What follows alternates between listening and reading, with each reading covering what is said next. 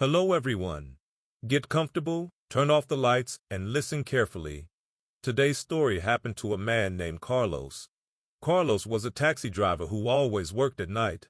He liked the silence of the early morning, but one October night, that silence became his worst enemy.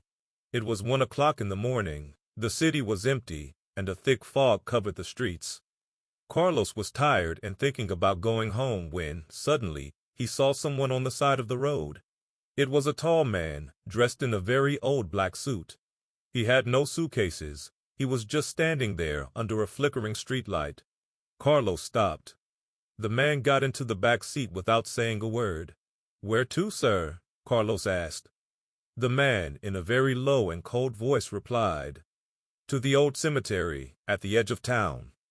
Carlos felt a chill. Nobody goes to the cemetery at that hour. But he needed the money, so he started driving. As he drove, Carlos looked through the rearview mirror. The passenger was very still. He didn't move. He didn't even seem to breathe. "Do you live near there?" Carlos tried to chat to break the ice. The man took a long time to answer. Then he said, "I used to live there. Now I only go back to visit."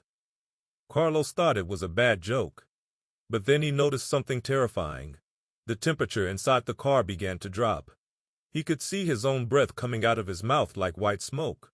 The car radio began to malfunction, making a strange noise, like the whispers of people suffering. They were already outside the city. There were only dry trees on the sides of the road. Carlos wanted to finish quickly. Suddenly, the passenger started talking to himself. "She is waiting for me," the man said. "She doesn't know I'm almost there." Carlos looked in the mirror again.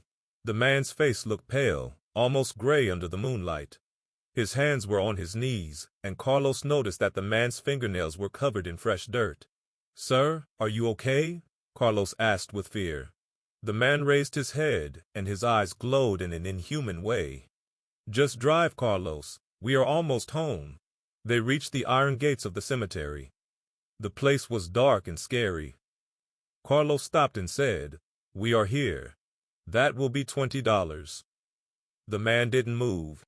"Look for the money on the seat," he said in a voice that seemed to come from beyond the grave. Carlos turned around to collect the money, but the seat was empty. The man had disappeared in a second. Carlos jumped out of the car, scared, thinking the man had run away without paying. But when he looked at the back seat, he found something that made his blood run cold. There was a very old gold coin and a piece of paper that said, "Thank you for the ride back." Carlos ran to his car and drove away as fast as possible. The next day, he told the story to an old police officer in the area. The officer became serious and showed him a photo from a 50-year-old newspaper. It was the same man in the black suit.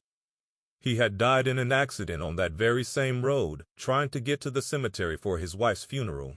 Since that night, Carlos never worked late again. Because he knows that, in the dark, there are passengers who aren't looking for a destination, but for a rest they can never find.